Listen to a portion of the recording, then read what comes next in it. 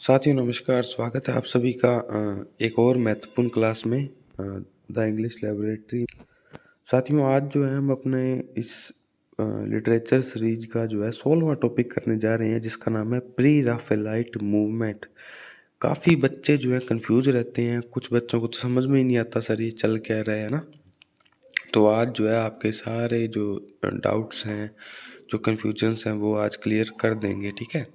अगर आपने channel subscribe नहीं किया तो कर देना, टेलीग्राम पे नहीं जुड़े हो तो जुड़ जाना। अगर ये बुक चाहिए, ये वाली जो मैं पढ़ा रहा हूँ, और एक ग्रामर की बुक है ऑब्जेक्टिव रेन मार्टिन की MCQ वाली, वो आप जो है application the English laboratory play store से डाउनलोड करके वो भी ले सकते हैं। हम आपको अफोर्डेबल प्राइस में आपके घर तक पहुंचा देंगे। चलो बिना किसी देरी के जो है क्लास को स्टार्ट करते हैं। Association of painters, sculptures, architects, craftsman in London in middle 19th century. ये जो मूवमेंट है साथियों, इसमें जो लोग थे वो पेंटर्स थे, स्कल्पचर्स थे, आर्किटेक्ट्स थे, यानी मूर्ति कला से संबंधित थे, है ना, नक्शे बनाने से, क्राफ्टमैन, कुछ क्रिएटिव बनाते थे, है ना। लंदन जो शहर है वहाँ के थे, और मिडिल 19th सेंचुरी की ये बात है, यानी मध्य 19वीं शताब्दी की। It was a reaction against Victorians. ये जो था विक्टोरियंस के अगेंस्ट में ये जो है मूवमेंट आई थी, ठीक है। It was well known by the name of John Ruskin and William Morris. ये जो है जॉन रस्किन और विलियम मॉरिस के नाम से भी जानी जाती है। इन 1848 में क्या हुआ, DG Rossetti, WH Hunt and John Everett Millais made a group that is known as Pre-Raphaelite Brotherhood. DG Rossetti, WH Hunt, John Everett Millais ने 1848 में एक ग्रुप बनाया जिसको प्री रैफेलाइट ब्रदरहुड कहते हैं, ठीक है। They followed simplicity and naturalness of the medieval era. उन्होंने जो है मध्यकाल का जो साधारण जो पन था, नेचुरलनेस, है ना, प्राकृतिक जो चीज़ें थी जो उन्होंने पोइट्री में यूज़ की, वर्क्स में यूज़ की, उनको अपनाया। They contrasted the promotion of royal society of Raphael. ये साथियों राफेल से पहले के जो लोग थे ना, उनको सपोर्ट करते हैं, राफेल को सपोर्ट नहीं करते। मे भी आने वाले टाइम में ऐसा क्वेश्चंस बन सकता है, they were the followers of Raphael, that is why it is called Pre Raphaelite movement. ऐसा बिल्कुल भी होने की संभावना आपको या फिर मेरे से जुड़ा जो विद्यार्थी है वो बिल्कुल भी ये सवाल गलत ना करके आए। राफेल से पहले वाले लोग जो हैं, जो कि नाम बताया मैंने आपको ऊपर, है ना, उनको सपोर्ट करते थे ये WH हंट, डीजी रोजेटी और जॉन मिलाइस जो है, ये उनको सपोर्ट करते थे। They were so much influenced by John Ruskin, है ना। राफेल से पहले के लोग कौन थे, John Ruskin, who called them go to nature. जो है जॉन रस्किन जो है किस बात के लिए जाना जाता है, क्योंकि उन्होंने कहा था गो टू नेचर, प्रकृति की तरफ लौटो। The 4 new members in the Pre Raphaelite brotherhood were, 4 नए जो लोग थे वो जो प्री रैफेलाइट में जुड़े, वो कौन थे, WM Rossetti, James Collinson, Frederick George Stephens, Thomas Woolner, ठीक है। ये 4 जो लोग हैं वो प्री रैफेलाइट में बाद में जुड़ते हैं। In pre Raphaelite extreme attention to realism, इन्होंने जो है बहुत ज़्यादा ध्यान दिया किसकी तरफ, रियलिज्म की तरफ। लव फॉर सिंबलिज्म, प्रतीकों की तरफ जो है इनका बहुत स्नेह था, प्यार था। पिक्चोरियल डिपिक्शन, इनमें कुछ लोग पेंटर्स भी थे साथियों, तो पेंटिंग के माध्यम से भी, पेंटिंग के वर्क्स के माध्यम से भी इन्होंने जो है अपनी बात को रखा थे। प्रेजेंटेड पोइट्री या स्पीकिंग पिक्चर, उन्होंने पोइट्री इस प्रकार की लिखी जैसे कोई बोलती हुई तस्वीर हो। Images and impressions as the Japanese orange flower, उन्होंने जो है तस्वीरों को, है ना, अपनी भावनाओं को जो है, जैसे कि जापान का जो है संतरी रंग का फूल होता है, वैसे प्रकट किया। सो दैट ईच पॉइंट में keep the perfect independence and colour. Japan का जो फ्लावर होता है जो ऑरेंज का, उसमें क्या है कि डीपनेस रहती है, हर जो कलर है वो सफिशिएंट जो है दिखता है, ठीक है। ईच पॉइंट में कीप द परफेक्ट, हर जो बात है, हर जो डिस्क्रिप्शन है, वो उस पर पूरा ध्यान दिया इन्होंने, है ना। तो ये बात जो है किसने कही थी, रिकेट नाम के व्यक्ति थे, उन्होंने कही थी। ये जो इमेजेस से लेकर जो है कलर तक की बात है, जापान वाले फूल के। रिकेट ने ये बात कही थी। They run a periodical named the Germ. इनकी साथियों पत्रिका कौन सी थी? The Germ. ये प्रश्न तो आ भी चुका है, ठीक है। Robert Buchanan called PR brotherhood fleshly blood of fleshly school of poetry. Robert Buchanan ने जो है प्री रैफलाइट को क्या कहा? फ्लैशी स्कूल ऑफ पोएट्री कहा। इन द बुक, कौन सी किताब में कहा? The contemporary review. The contemporary review किताब में इनको फ्लैशी स्कूल ऑफ पोएट्री कहा। रिटन एज सिडोनिम, और इस बुक को जो है किस नाम से लिखा गया था? Thomas Maitland. Due to the extreme seriousness of this movement, बहुत ज़्यादा संवेदनशील किताब होने की वजह से जो है सिडोनिम नाम से लिखा गया, जो नाम क्या था? Thomas Maitland. खुद का नाम नहीं लिखा बुक में, ठीक है। DG Rossetti was the oldest in PR brotherhood. DG Rossetti जो थे सबसे पुराने थे इस प्री रैफलाइट मूवमेंट में। He was a painter and a poet. वो एक पेंटर भी थे, पोइट भी थे। ही saw the religious works of medieval literature like William Blake, Shakespeare. उन्होंने जो है विलियम ब्लेक के, शेक्सपियर के जो है वर्क्स का अध्ययन किया, धार्मिक वर्क्स का। डीजी रोजेटी के 2 वॉल्यूम्स हैं, 2 वॉल्यूम्स यानी 2 मैं कहूँ कि सीरीज है उनके, जो रचनाएं हैं उनकी। पोएम्स इन 80-70 ना, ये तो एक पहला वर्क है उनका। एंड बैलेड्स एंड सोनेट्स, ये इनका दूसरा वर्क है। इन विच, और इसी के अंदर जो है poem the blessed damozel, very very important poem है the blessed damozel, which was a dramatic lyric poem was influenced by the roman written by the Edgar Allan Poe। साथियों इनके 2 वर्क थे डीजी रोजेटी के, poems in 80-70 and ballads and sonnets. इसके अंदर एक poem थी ballads and sonnet में, the blessed डेमोजेल, जो कि किससे प्रभावित थी? द रावण, जो कि लिखा था एडगर एलन पो ने। The poems of Rossetti had sensuousness as Keats poem had. Rossetti की जो पोएम्स है उसमें सेंसुअसनेस है ना, इंद्रियां जो है साफ साफ दिखाई देती हैं, ठीक है। जैसे कि कीट सेंसुअसनेस के लिए जाना जाता है, मतलब इंद्रियों को उजागर कर देती है, इतनी अच्छी पोएट्री होती है। The sonnet sequence of DG Rossetti was, इनका सोनेट सीक्वेंस क्या था डीजी रोजेटी का? द हाउस ऑफ लाइफ, जिसके अंदर 101 सोनेट थे, ठीक है। The high sensuousness of this work and physical beauty and passionate love was so popular that इनका जो वर्क था ये इतना फेमस था, इतना पैशनेट था, इतना सुंदर था कि Robert Buchanan called the Pre Raphaelite brotherhood flesh school of poetry, कि इन्होंने जो है रॉबर्ट बुचानन को मजबूर कर दिया प्री रैफलाइट को फ्लैश स्कूल ऑफ पोएट्री कहने के लिए, है ना। रोजेटी का ये वर्क था, ये बात ध्यान रखना। रोजेटी's love poetry achieves a subtle synthesis of almost oriental sensuousness, emotional intensify and spiritual elevation, ठीक है। तो ये जो बात है, ये जो स्टेटमेंट है किसका है? मूडी एंड लविट का। ये आप ध्यान रखिए, पूछा जा सकता है।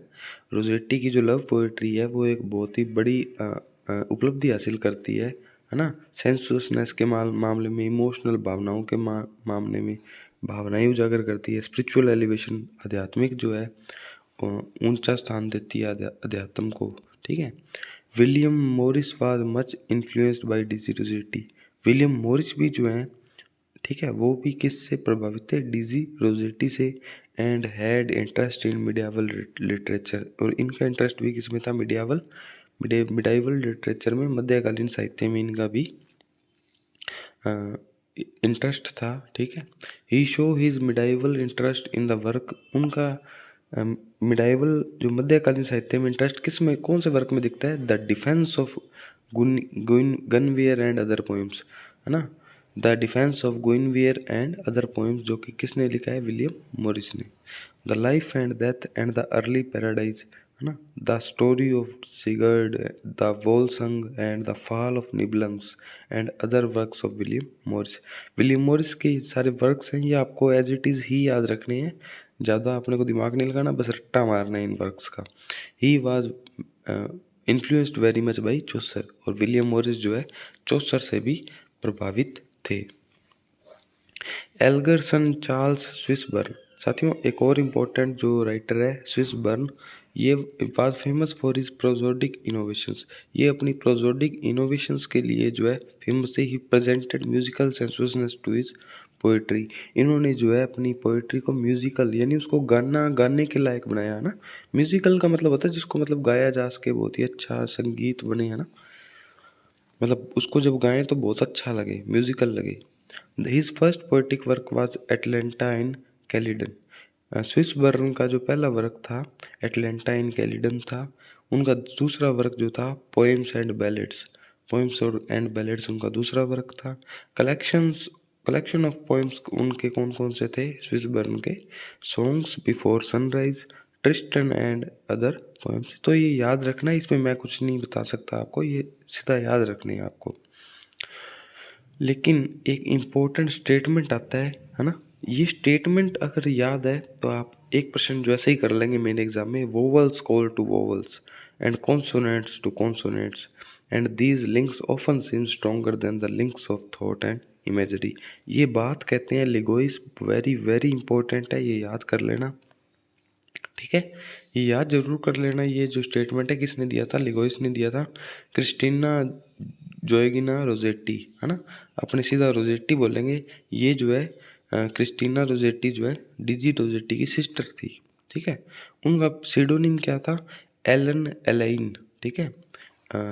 ये जो क्रिस्टीना रोजेटी थी इनका दूसरा नाम जो है साहित्यिक नाम एलन एलाइन था।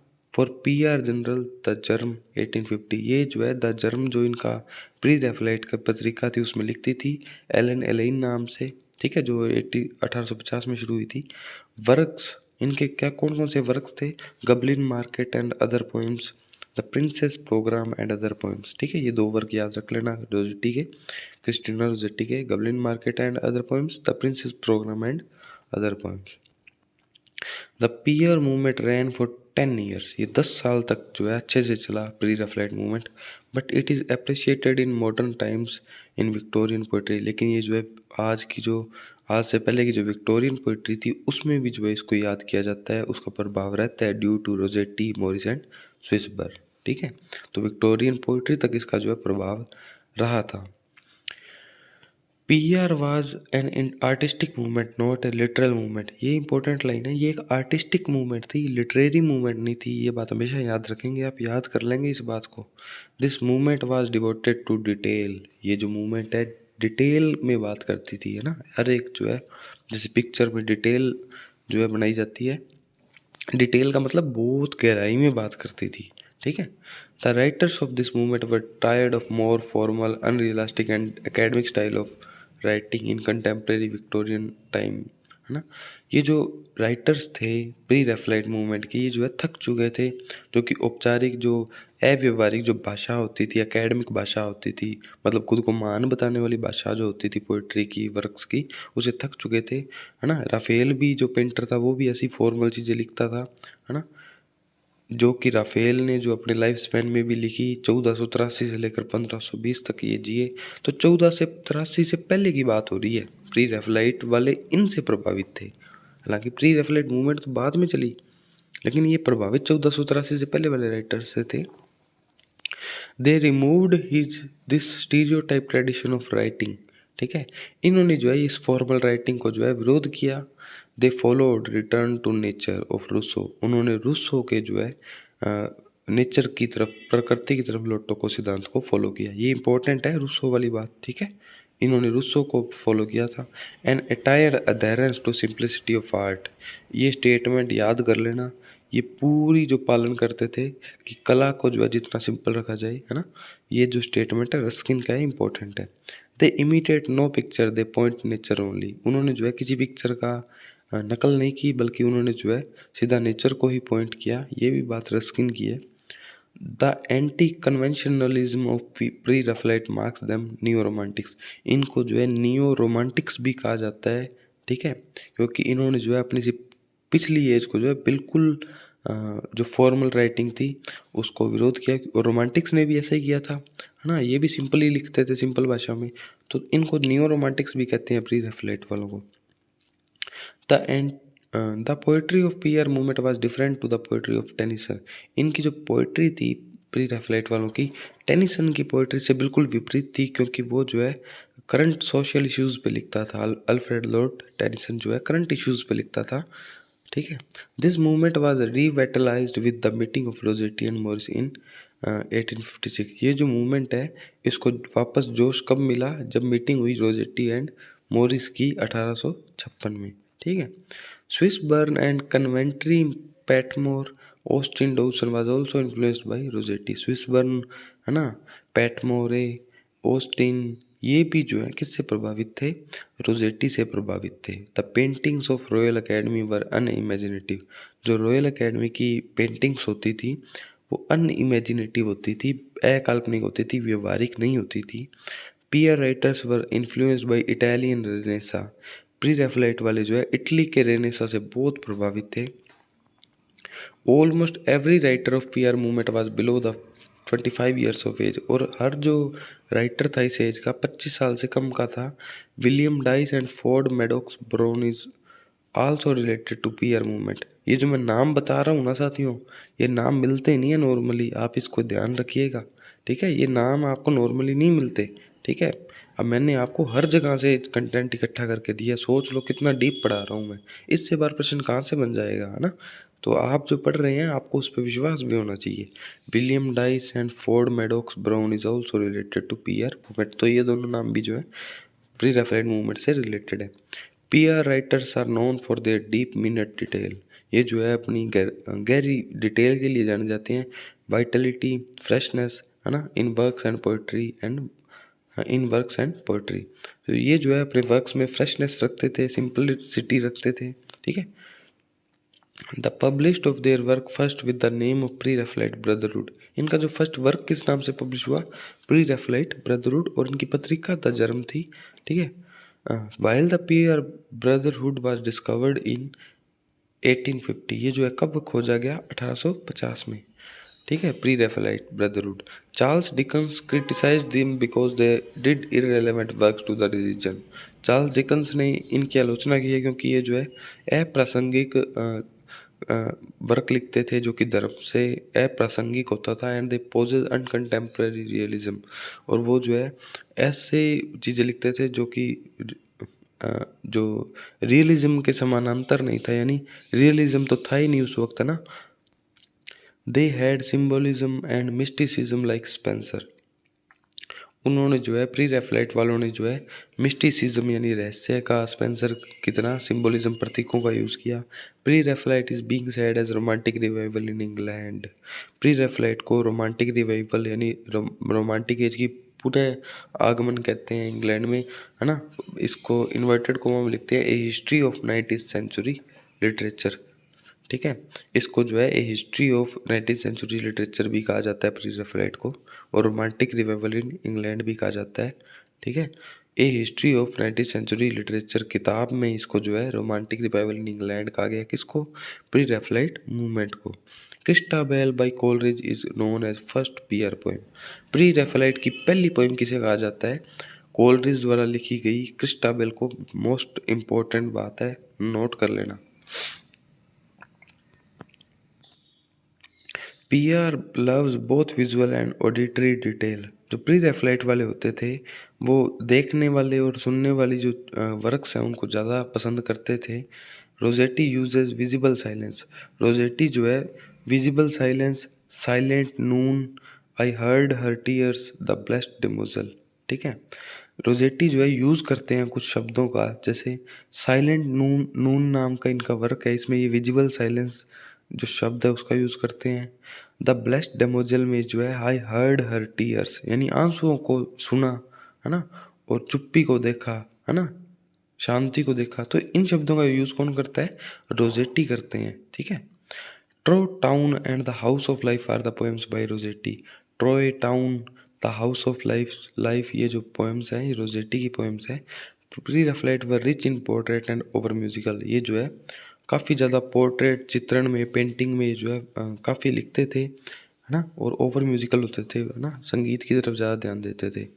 दे used excessive use of alliteration and onomatopoeia. Pre Raphaelite वाले जो है अलिट्रेशन और ओनोमेटोपिया का बहुत यूज़ करते थे। The PR writers were influenced by the writers whoever exist before the Raphael. आगे ना लाइन कि जो पीयर राइटर्स हैं ये किस लेखक से प्रभावित थे? वो लेखक जो राफेल से पहले एग्जिस्ट करते थे। That is why this movement is pre Raphaelite movement, यानी राफेल से पहले, यानी प्री मतलब पहले, उन लोगों से प्रभावित थे। Sandro Botticelli and Pietro Perugino were the writers before Raphael. ये दो जो नाम बता रहा हूँ आपको, ये मोस्ट इंपॉर्टेंट है साथियों, कहीं नहीं मिलेंगे, बहुत ही कम मिलेंगे, अगर मिलेंगे भी तो। सैंड्रो बॉटिसेली एंड पिट्रो पेरुगिनो जो है राफेल से पहले वाले वो राइटर थे जिनसे जो है प्री राफेलाइट वाले जो है प्रभावित हुए थे। Peer were artist and the art was their religion. Peer वाले जो प्री राफेलाइट वाले जो हैं वो आर्टिस्ट थे, कलाकार थे, और कला ही उनका धर्म था। रोजेट्टी में भी called the epistle of beauty. Rossetti को जो है एपिस्टल ऑफ ब्यूटी कह सकते हैं क्योंकि he was sensuous like Keats, क्योंकि उसमें कीट्स जैसी सेंसुअसनेस थी, है ना, इंद्रिया जागृत करने की क्षमता थी। Because the sensuousness of Rossetti links with the thought of, क्योंकि जो रोजेट्टी की जो सेंसुअसनेस है वो बिलोंग करती है किसे, not to feeling as a sensuousness of Browning and Shelley does. क्योंकि रोजेट्टी की जो सेंसुअसनेस है वो कीट्स से मिलती है, लेकिन ब्राउनिंग और शेले की जो सेंसुअसनेस है उससे मिलती नहीं है। किससे मिलती है? कीट्स से, ठीक है। इसीलिए जो है इनको द एपिस्टल ऑफ ब्यूटी कहते हैं। और ये अपना टॉपिक होता है आज का ख़त्म। आज काफ़ी लंबी क्लास थी लेकिन इम्पोर्टेंट थी साथियों, इसीलिए लंबी खींची। ठीक है, आपको कुछ नहीं करना, आपको एज इट इज़ याद ही करना पड़ेगा। मैंने जितना कोशिश होती है मैं एक्सप्लेन कर देता हूँ, ठीक है। अगर अपने जो है टाइम होता, बड़ा बोर्ड होता तो मैं ज़रूर एक्सप्लेन करता। तो इतना तो देखो, अब आप नोट्स बनाओगे इतनी जल्दी जल्दी तो पॉसिबल नहीं होगा, और पेपर भी है ना, 1 महीना ही रह गया अपने पास नवंबर का। तो आप जो है मेरी सलाह है कि आप बुक मंगवा लेना, ठीक है, एप्लीकेशन से। द इंग्लिश लेबोरेटरी ऐप है, वहाँ से बुक मंगवा लेना। आपको जो है पढ़ने में आसानी रहेगी, रिवीजन में भी आसानी रहेगी, और बड़े बड़े अक्षरों में जो है ये नोट्स लिखे गए हैं, बहुत अच्छे जो है आप रिवाइज कर पाएंगे। और शायद कुछ ऐड करने वाला मिल जाए तो ऐड करने के लिए भी जो है हर पेज पर खाली जगह दे रखी है। तो आपका जो नोट्स वाला जो जनरेट है वो सारा खत्म हो जाएगा। आप रिवाइज कर सकते हैं, बार बार पढ़ें, 5-6 बार रिवाइज करें, याद हो जाएगा। मैंने भी किया था, मुझे भी हुआ था, मेरा भी सिलेक्शन हुआ, तो आपका भी होगा नो डाउट, ठीक है। और टेस्ट सीरीज लेनी हो टॉपिक वाइज तो भी आप ऐप से ले सकते हैं। 100 रुपये में कोई भी टेस्ट सीरीज लो, REET, first grade, second grade, first paper, GK वाले, ठीक है। और चैनल ज़रूर सब्सक्राइब कर देना, ठीक है। यही जो चैनल है इसको सब्सक्राइब कर देना, 1K सब्सक्राइबर करने में मदद करो, ठीक है। और टेलीग्राम पे जुड़ जाना, द इंग्लिश लेबोरेटरी नाम से ये टेलीग्राम, वहाँ पर सारी अपडेट मिल जाती है आपको, वहाँ आप मेरे से बात भी कर सकते हो। अगर कोई बात पूछनी हो, किसी की कोई क्वेरी हो, कोई फीडबैक हो, कोई सुधार करना हो, तो वो कमेंट सेक्शन में लिख सकता है। मैं जो है कमेंट का जवाब जो है पूरा देता हूँ, आपको पता ही है, चाहे मैं मैसेज वगैरह पे ना दे पाऊँ, आपको यहाँ पे यूट्यूब का जो कमेंट है उसका जवाब जो है दिया जाता है, ठीक है। आपकी कोई भी बात हो तो आप ज़रूर लिखें, शेयर ज़रूर करें, अपने मित्रों को बताएं कि ऐसी अच्छी क्लास चल रही है यूट्यूब पे। तो आप शेयर करेंगे तो उससे मुझे मोटिवेशन मिलेगा, है ना। तो ठीक है साथियों, धन्यवाद आपका, आपने इतना टाइम दिया। तब तक के लिए, जब तक अगली क्लास नहीं होती किसी नई टॉपिक पर, तब तक के लिए राम राम, जय हिंद।